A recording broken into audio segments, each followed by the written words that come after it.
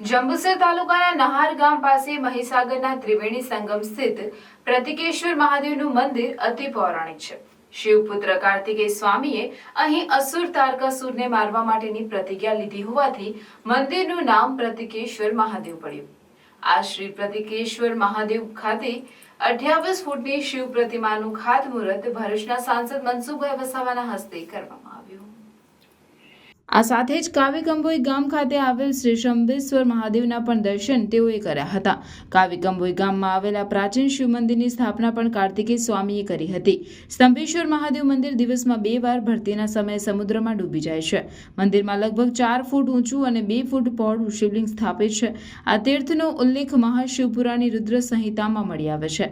ખાતમુહૂર્તના કાર્યક્રમમાં જંબુસર આમોદના ધારાસભ્ય ડી.કે. સ્વામી, માજી મંત્રી છત્રસિંહ મોરી, માજી ધારાસભ્ય કિરણસિંહ મકવાણા, ભાજપ મહામંત્રી બળવંતસિંહ પઢિયાર, શહેર ભાજપ પ્રમુખ ચંદ્રકાંત પટેલ, એપીએમસી ચેરમેન વનરાજસિંહ મોરી તથા આસપાસના ગામોના ધર્મપ્રેમી ભાઈઓ બહેનોએ મહીસાગર સંગમ તીર્થ કિનારે મોટી સંખ્યામાં ઉપસ્થિત રહ્યા હતા।